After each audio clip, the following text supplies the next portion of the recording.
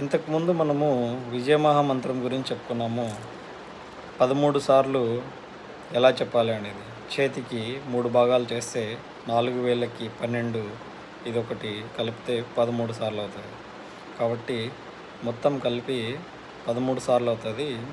అది ఒక్కసారి చేసే విజయమహామంత్రం.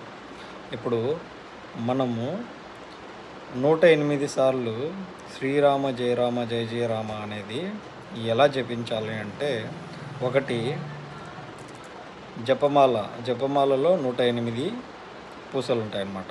జపమాల మొదలు ఇక్కడ పెట్టి, ఇక్కడి నుంచి మొదలు పెడితే మళ్ళీ ఇక్కడ ఫినిష్ అయ్యేటప్పటికి, ఇక్కడి నుంచి మొదలు పెడితే మళ్ళీ ఫినిష్ అయ్యేటప్పటికి 108 కంప్లీట్ అయిపోతాయి అన్నమాట.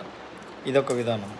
లేదా మళ్ళీ మన ఫింగర్సే ఎలాగ మనము 13 సార్లు చేసాం చూడు, అలాగా చేయొచ్చు అన్నమాట. ఇట్లా 3 భాగాలు అవుతున్నాయి కదా, ఒక వేలికి 3 భాగాలు అవుతున్నాయి కదా. 3 భాగాలు అయితే ఒక్కసారికి ఎన్ని అవుతుంది? 12 అవుతుంది. 12 అవుతుంది. అట్లా ఈ యొక్క 5 సార్లు ఈ 3 భాగాలను కంప్లీట్ చేసే, అంటే ఇప్పుడు 1 2 1 2 3 4, ఇప్పుడు 1 2 3 4 నుంచి 12 వరకు వెళ్ళిపోయినాం అనుకో, ఒకసారి అయిపోయింది. అంటే ఫింగర్ ఒకటి మడుస్తుంది, ఉండదు. 1 2 3 మళ్ళీ 12 అయిపోయింది అనుకో, 2 సార్లు అయిపోయింది. అంటే ఈ వేలుకున్న 5 సార్లు కలిపి 5 సార్లు 12 × 5 అన్నమాట. 12 5 60. మిగతాది రిమైనింగ్ మళ్ళీ 4 సార్లు అన్నమాట. మొత్తం ఎంత అవుతుంది? 9 సార్లు. 12 9 108. వేరే చేత్తో అయినా ఎంచుకోవచ్చు, లేదా ఇదే చేత్తో మళ్ళీ ఫస్ట్ నుంచి కౌంట్ చేసుకోవచ్చు అన్నమాట. 5 సార్లు అయిపోయింది, మళ్ళీ 1 2 3 4 ఇలా అయినా చేసుకోవచ్చు అన్నమాట. అన్నిటికీ ఇదే. కానీ మొదట మనం ఎలా అన్నాం? శ్రీరామ జయ రామ జయ జయ రామ, శ్రీరామ జయ రామ జయ జయ రామ అని అన్నాం కదా.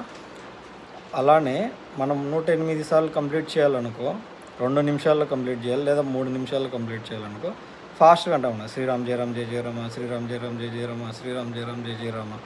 ఇది ఎప్పుడైనా చేసుకోవచ్చు, ఎక్కడైనా చేసుకోవచ్చు.